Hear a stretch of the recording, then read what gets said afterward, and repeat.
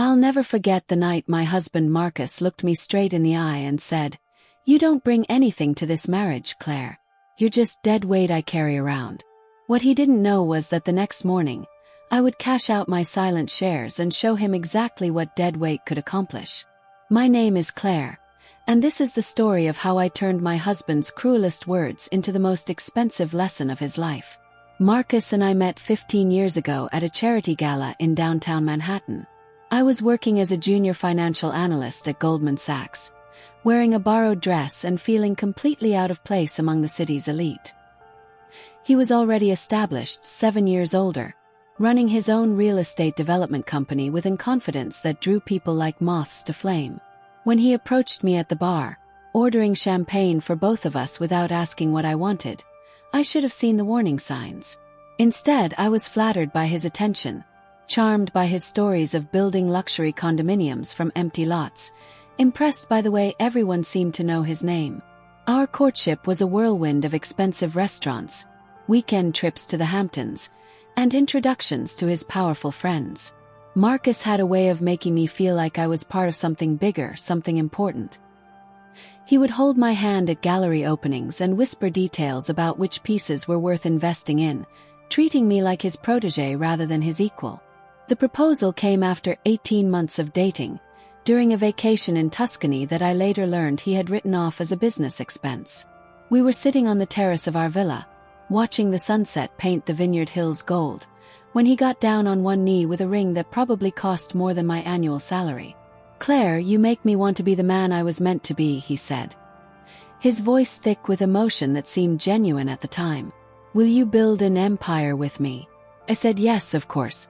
I was 26 years old, desperately in love, and convinced I had found my fairy tale ending. Our wedding was everything Marcus wanted it to be, elegant and expensive, held at the Plaza Hotel with 300 guests who were mostly his business contacts. I remember feeling like an actress in someone else's movie, beautiful and perfectly dressed but somehow not quite real. My mother pulled me aside during the reception, her face creased with worry. "Claire, are you sure about this? You seem different when you're with him. Smaller somehow."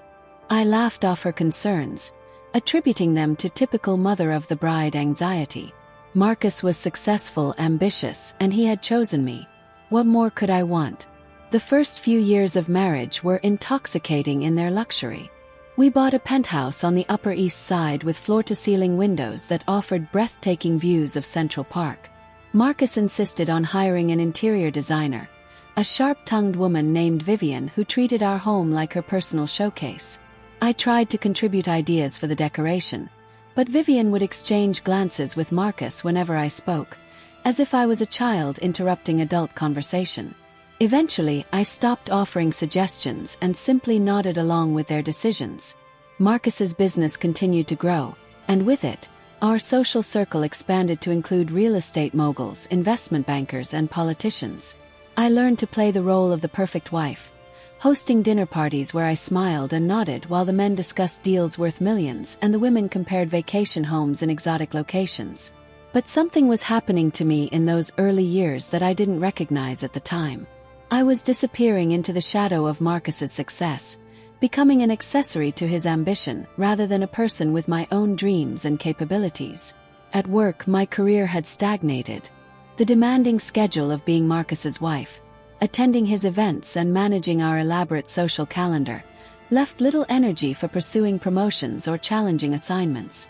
When my supervisor suggested I consider a lateral move that would give me more visibility within the company, Marcus discouraged it.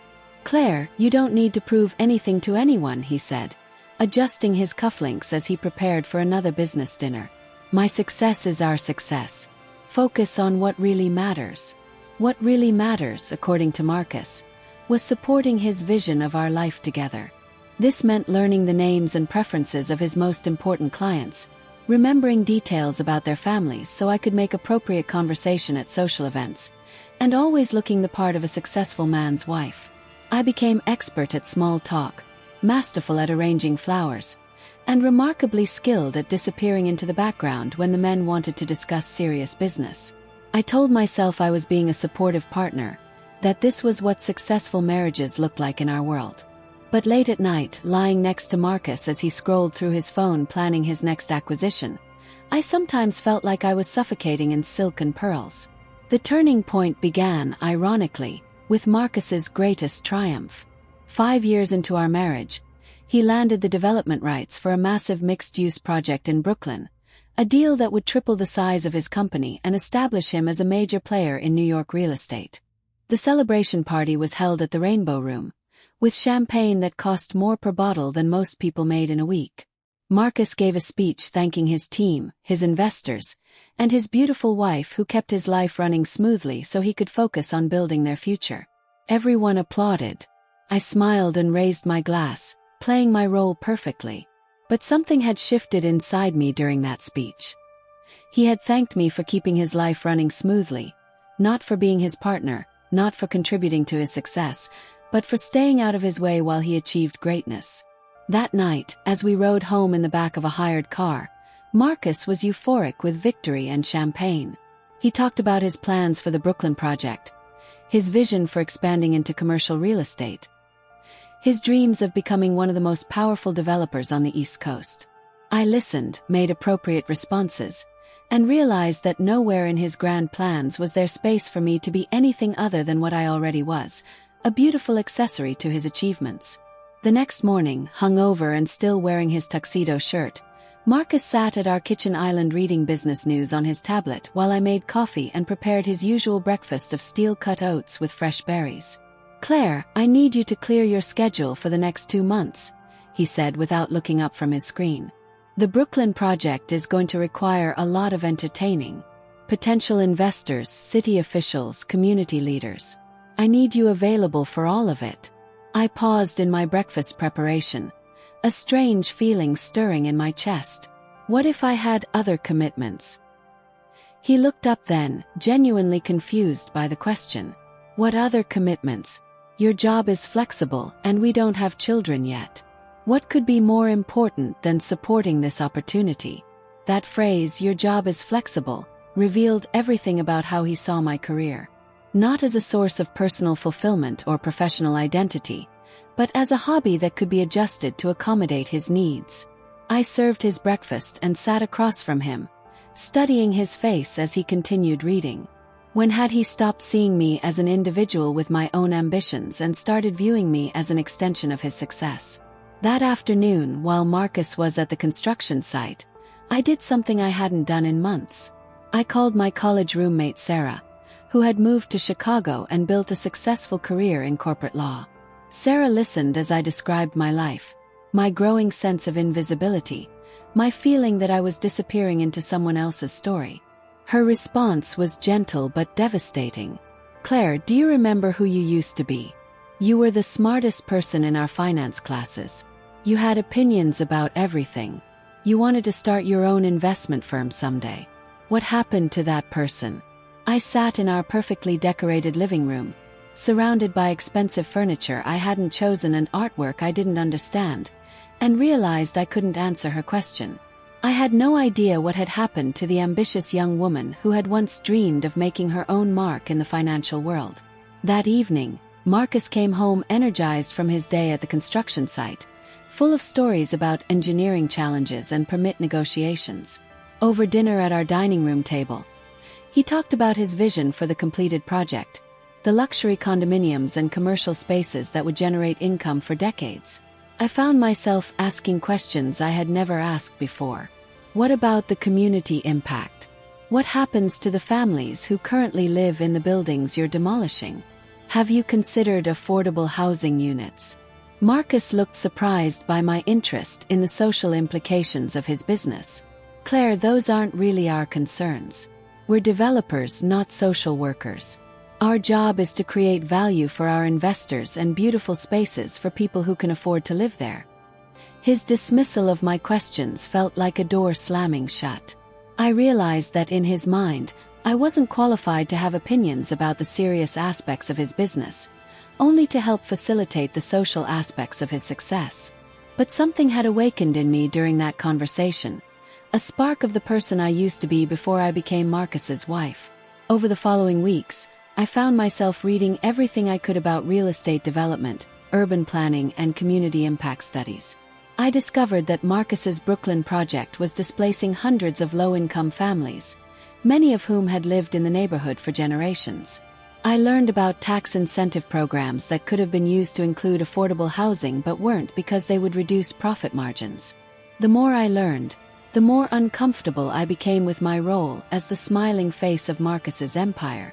I was the wife who charmed potential investors at dinner parties, who made small talk with city officials' spouses at fundraising events, who provided the social lubrication that helped Marcus's deals move smoothly through the approval process. I was complicit in a system I was beginning to understand and increasingly question. One evening, about 8 months after Marcus's Brooklyn triumph, we attended a charity auction benefiting homeless services. The irony was almost too perfect. Wealthy real estate developers bidding on vacation packages and luxury items to raise money for people made homeless partly by their own gentrification projects. During the silent auction, I found myself in conversation with Margaret Chen, a prominent philanthropist who had made her fortune in tech before pivoting to social impact investing. She was examining a piece of art donated by a local gallery when I approached. "You have excellent taste," I said, admiring the painting she was considering bidding on. She smiled warmly. "I'm Margaret Chen.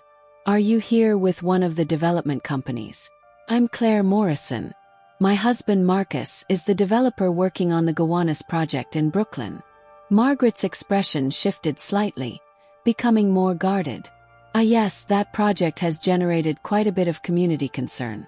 Instead of defending Marcus's work or changing the subject as I normally would, I surprised myself by saying, "I've been reading about those concerns. The displacement impact is significant." Margaret studied my face for a moment, then said something that would change the trajectory of my life. "You know, there are ways to develop property that create value for both investors and communities. It requires different thinking, but the returns can be quite good when you factor in long-term sustainability and social impact." We talked for the next hour about impact investing, community development finance, and innovative approaches to urban housing. Margaret was brilliant, passionate, and treated me like an intelligent adult capable of understanding complex concepts. As the evening wound down, she handed me her business card. "If you're genuinely interested in learning about socially responsible development, I'd be happy to continue this conversation. I'm always looking for smart people who want to make a positive difference." I took her card, feeling more intellectually stimulated than I had in years. When I mentioned the conversation to Marcus during our ride home, his reaction was predictably dismissive. "Claire, Margaret Chan is an idealist who doesn't understand how real business works. Social impact investing sounds nice in theory, but it's not where serious money is made." He patted my knee condescendingly. "I appreciate that you want to be involved in my work, but these are complicated issues. Let me handle the business side while you focus on the social aspects you're so good at." That patronizing pat on my knee felt like a slap. Marcus genuinely believed I was intellectually incapable of understanding the serious aspects of his business, suitable only for arranging dinner parties and making pleasant conversation with investors' wives. The next day I called Margaret Chen. Our first meeting was at her office in Soho, a converted warehouse space that buzzed with energy and purpose. Margaret's team included urban planners, financial analysts, and community organizers, all working on projects that balanced profit with social impact. I spent 3 hours in that office, discussing affordable housing finance, community land trusts, and innovative development models I had never heard of. Margaret listened to my questions and treated my observations as valuable contributions rather than naive interruptions. "Claire, you have an intuitive understanding of these issues that many people in our industry lack," she said as our meeting concluded. "Have you ever considered pursuing this type of work professionally?" I explained my situation, my marriage to Marcus, my role as the supportive wife who facilitated his business success rather than building my own career. Margaret nodded thoughtfully. "I understand the constraints you're describing, but I want you to consider something. What if there was a way for you to explore this field quietly, to build expertise and experience without immediately disrupting your current life?" She explained that her organization was launching a new fund focused on community-oriented real estate development, and they needed someone with financial analysis skills who could also understand the social impact dimensions of potential investments. The position would be part-time initially, allowing me to maintain my current obligations while developing expertise in a field that genuinely excited me. The compensation was modest, but the learning opportunity was extraordinary. Accepted immediately. Working with Margaret's team over the following months was like waking up from a long sleep. I analyzed potential investments, evaluated community impact metrics, and contributed to decisions that affected thousands of people's lives in positive ways. The work required me to use skills I had forgotten I possessed, to think critically about complex problems, to contribute meaningfully to important projects. For the first time in years, I felt intellectually alive. Marcus was initially supportive of what he saw as my new hobby. He bragged to friends about my volunteer work with Margaret's foundation, presenting it as evidence of his wife's charitable nature rather than recognition of my professional capabilities. But as my involvement deepened and my expertise grew, his attitude began to shift. I started asking more sophisticated questions about his own projects, pointing out alternatives he might consider, suggesting approaches that could benefit communities while still generating profits. Marcus's responses became increasingly impatient. "Claire, I appreciate your enthusiasm for this social impact stuff, but you're not seeing the full picture. These are business decisions, not charity projects." When I persisted in raising questions about the broader implications of his work, he became frustrated. "You're overthinking everything, Claire. Real estate development isn't about solving social problems. It's about creating value for investors and building quality projects." The tension between us increased as I continued working with Margaret's team. I was developing confidence in my own judgment, forming opinions based on research and analysis rather than simply accepting Marcus's explanations. At home, I found myself noticing things about our lifestyle that had previously seemed normal. The extravagance of our spending while people struggled to find affordable housing. The casual way Marcus dismissed community concerns about his projects. The assumption that profit maximization was the only legitimate business objective. I was becoming a different person, or perhaps remembering who I had been before I married Marcus and allowed myself to be shaped by his expectations. The crisis point came during Marcus's next major project presentation, a luxury residential tower in Queens that would replace a community garden and several affordable housing units. He invited me to attend the presentation to potential investors, held at an exclusive private club in Midtown. I sat in the back of the elegant meeting room, watching Marcus present his vision with the charisma and confidence that had first attracted me to him. The projected returns were impressive, the architectural renderings were beautiful, and the investors asked all the right questions about market conditions and competition analysis. But no one asked about the community garden that would be destroyed, the families who would be displaced, or the impact on neighborhood affordability. These concerns literally didn't exist in the room where decisions affecting hundreds of lives were being made. During the networking reception that followed, I found myself in conversation with several potential investors. Instead of playing my usual role as charming decoration, I began asking questions about their investment criteria and their interest in projects that balanced financial returns with community benefit. Several investors were intrigued by the concept, sharing their own concerns about the social impact of their investments. One hedge fund manager mentioned his growing interest in ESG criteria and his fund's commitment to sustainable development principles. Marcus appeared at my elbow during one of these conversations, his hand finding the small of my back in a gesture that looked affectionate but felt controlling. "I see you've been keeping my wife entertained," he said to the hedge fund manager with a laugh that didn't reach his eyes. "Claire has been reading about all sorts of idealistic development approaches lately." The dismissive tone in his voice made my cheeks burn with embarrassment. I excused myself and went to the ladies' room, staring at my reflection in the ornate mirror, and wondering when I had allowed myself to become so diminished. That evening, during our ride home, Marcus was jubilant about the positive investor response but frustrated with my behavior at the reception. "Claire, what was that about tonight? You were supposed to be charming and supportive, not lecturing potential investors about social impact theory." I felt something snap inside me. "Marcus, Those investors were genuinely interested in discussing sustainable development approaches. I wasn't lecturing anyone. He sighed dramatically. Look, I appreciate that you found a cause you care about, but there's a time and place for everything. When I'm presenting to investors, I need you to help create a positive atmosphere, not complicate things with irrelevant social concerns. Irrelevant social concerns.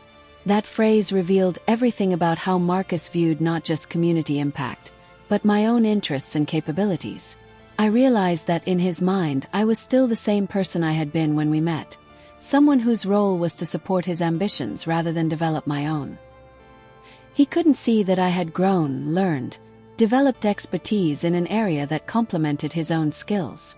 Over the following weeks, the distance between us widened. I continued working with Margaret's team, now contributing to due diligence on major investments and helping evaluate community partnership opportunities. My confidence in my own analytical abilities grew with each successful project. At home, Marcus became increasingly critical of what he saw as my distraction from my primary responsibilities as his wife.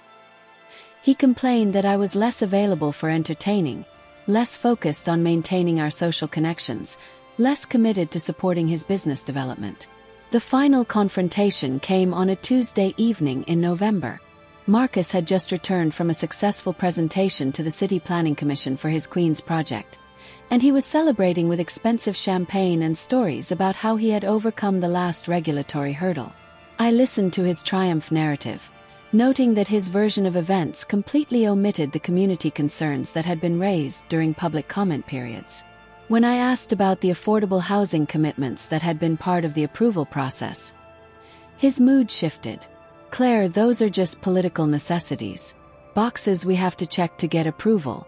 The actual impact on the project economics is minimal. I pressed further, asking about his plans for community engagement and his commitment to supporting displaced residents in finding alternative housing. Marcus set down his champagne glass and looked at me with barely concealed irritation. Why are you so obsessed with these details?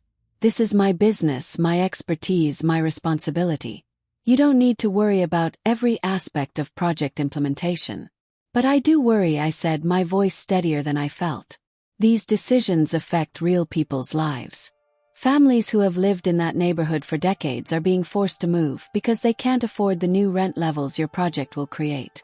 Marcus stood up, pacing to the window that overlooked Central Park. Claire, you're thinking like an activist, not like a businesswoman. Real estate development has always involved change. Progress requires tough decisions. He turned back to me, his expression a mixture of frustration and condescension. I understand that working with Margaret's foundation has given you exposure to these social theories, but you're missing the bigger picture. The wealth we create through successful development projects enables all the charitable giving and community support we do. The circular logic was perfect in its emptiness. We create community harm in order to generate wealth that we then use to address community needs. I was supposed to find this argument compelling. I'm not thinking like an activist, Marcus. I'm thinking like someone who understands that there are development approaches that create community value alongside investor returns. Margaret's fund has proven that these models can work. Marcus's patience finally snapped. Claire, Margaret Chan is running a boutique operation that makes her feel good about herself while generating modest returns for investors who care more about their social image than their portfolios. That's not real business. He moved closer, his voice taking on the tone he used when explaining things to particularly dense clients. You've gotten confused about what you're qualified to have opinions about. Community impact assessment, affordable housing policy, urban planning strategy. These are complex fields that require years of specialized training and experience. The condescension in his voice was breathtaking, but I pressed on. Marcus, I've been working in this field for almost a year. I've analyzed dozens of potential investments, contributed to policy recommendations, helped structure deals that have generated both strong returns and positive community outcomes. He waved his hand dismissively. You've been volunteering for a nonprofit that lets you sit in on meetings and asks your opinion to be polite. That's not the same thing as having real expertise or business judgment. The cruelty of his response took my breath away, but it also clarified something I had been struggling to understand. Marcus genuinely believed I was intellectually incapable of contributing meaningfully to serious business discussions. In his mind, I would always be the junior analyst he had met at a charity gala, someone who needed his guidance and protection, someone whose opinions were charming but ultimately irrelevant to important decisions. I stood up, feeling steadier than I had in months. "Marcus, I think we need to be honest about what's happening in our marriage." He looked relieved, probably expecting me to acknowledge that I had gotten carried away with my volunteer work and was ready to refocus on my proper role as his supportive wife. Instead, I said, "I think you see me as an accessory to your success rather than as a partner capable of my own achievements." Marcus frowned, clearly not expecting this direction. "Claire, that's not fair. I've always supported your career, your interests. I'm proud of the work you're doing with Margaret's organization. But you don't respect it," I said quietly. "You don't believe it's real work or that I have genuine expertise. You think I'm playing at having a career while you handle the serious business of building our future." The silence that followed was deafening. Marcus wanted to deny my accusation, but we both knew I was right. Finally, he sighed and sat down across from me. "Claire, I love you and I respect you. But we have to be realistic about our respective strengths and roles in this marriage." He leaned forward, his voice taking on the patient tone he used when trying to calm difficult clients. "You're intelligent and capable within your areas of expertise. You're an excellent hostess, you have great social instincts, you understand how to make people comfortable and facilitate relationships." I waited, sensing there was more. "But strategic business planning, major investment decisions, complex development projects, these require a different kind of expertise and experience.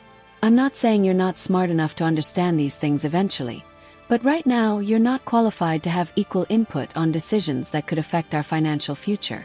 There it was, stated clearly for the first time.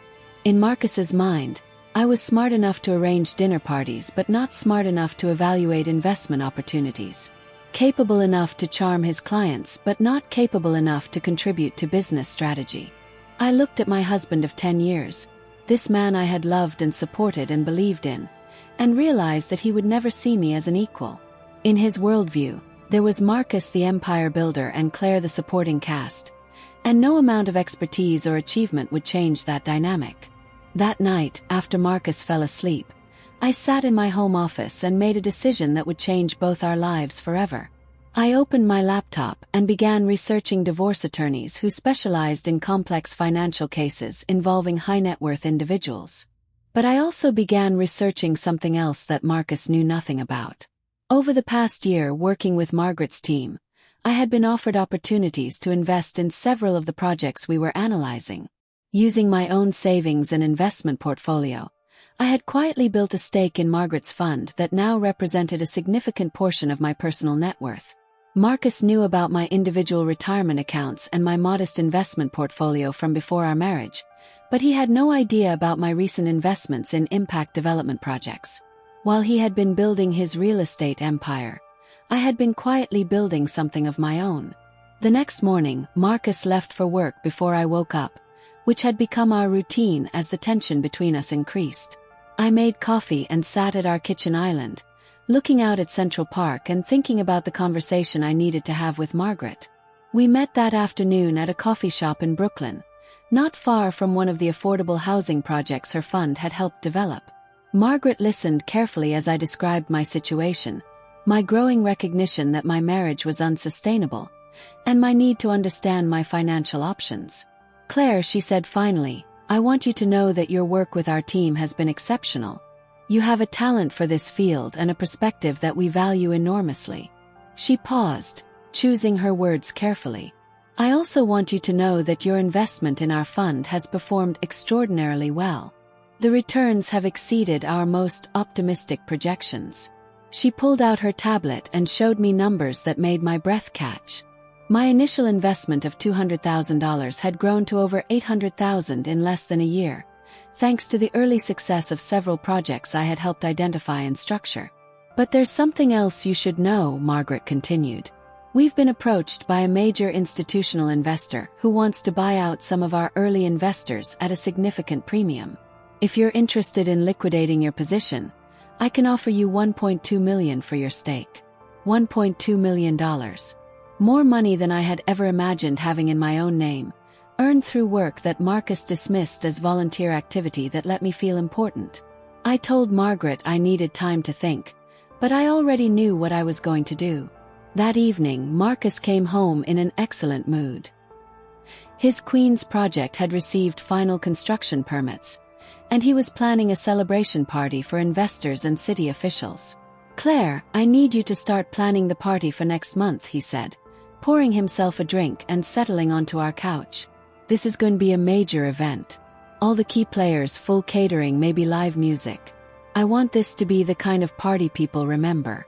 I looked at my husband, this man who still expected me to organize celebrations of his achievements while dismissing my own work as a relevant hobby. "Marcus," I said, my voice calm in a way that surprised me, "I'm not going to be planning your party." He looked confused. "Why not?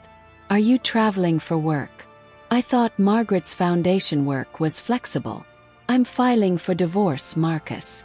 The words hung in the air between us like smoke. Marcus stared at me as if I had spoken in a foreign language. "Claire, what are you talking about? Is this about our conversation last night? 'Cause I think you misunderstood what I was saying." "No, Marcus, I understood perfectly. You think I'm not qualified to have opinions about serious business matters. You see me as decoration for your success rather than as a partner capable of my own achievements." I stood up, feeling stronger with each word. "I've spent 10 years supporting your dreams while you systematically diminished mine. I'm done being an accessory to your ambition." Marcus's expression cycled through disbelief, anger, and something that might have been panic. "Claire, you're being dramatic. Every marriage has tension sometimes. We can work through this." He stood up and moved toward me, his voice taking on the persuasive tone he used in business negotiations. "Look, maybe I haven't been as supportive of your volunteer work as I should be. Maybe we need to find ways for you to feel more involved in the business side of our life." It was too late for those concessions, and we both knew it. The divorce proceedings revealed the full extent of how little Marcus understood about my capabilities or my financial situation.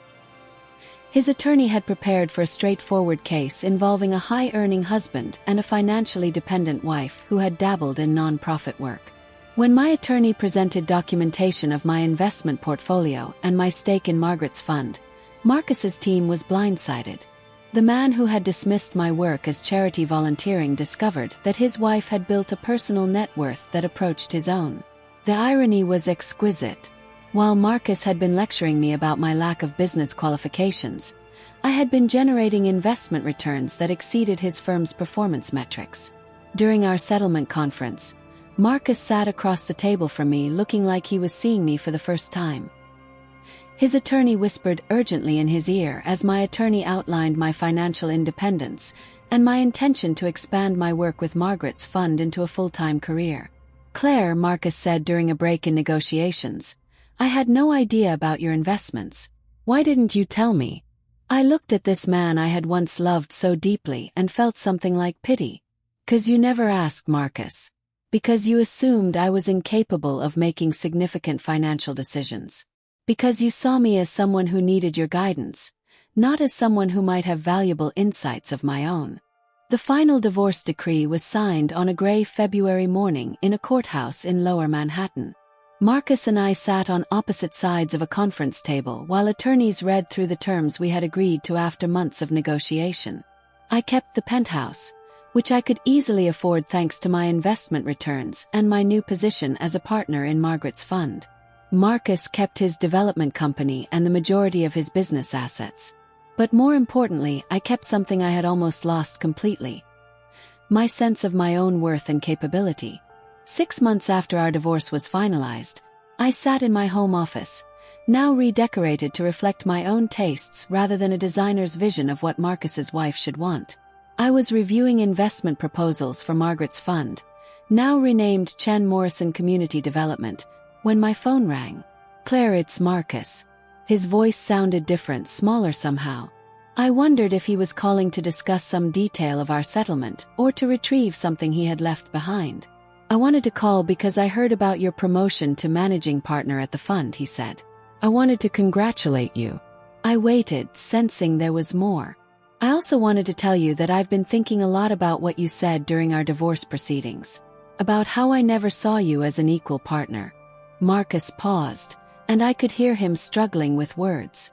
I think you were right, Claire. I think I fell in love with the idea of having a supportive wife who made my life easier, and I stopped seeing you as a separate person with your own dreams and capabilities. It was the closest thing to an apology I had ever heard from him. Thank you for saying that, Marcus. It means more than you probably realize. There was another long pause.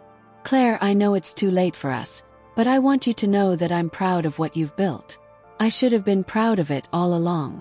After we hung up, I sat looking out at Central Park, the same view I had contemplated during so many mornings when I felt invisible in my own life. Now I saw something different in that landscape, not just beauty but possibility, not just luxury but the resources to make a meaningful difference in the world. My phone buzzed with a text from Margaret. The Brooklyn Affordable Housing Project we had been working on for 8 months had just received final approval. Our fund would help finance 200 units of genuinely affordable housing in a neighborhood that had been losing low-income residents for years. It was the kind of project that would generate solid returns for our investors while creating real value for a community that needed it. The kind of work that Marcus had dismissed as idealistic but unprofitable social theory. That evening, I cooked dinner for myself in the kitchen where Marcus had once told me I wasn't qualified to have opinions about serious business matters. I thought about the woman I had been when we married, full of ambition and intelligence that I had allowed to be channeled entirely into supporting someone else's dreams. I thought about the woman I had become, someone who trusted her own judgment, built her own success, and refused to be diminished by others' limited vision of her capabilities. My husband had been wrong when he said I didn't bring anything to our marriage. I brought everything I needed to build a life beyond his imagination. The difference was that now I was building it for myself. And you, what would you have done in my place?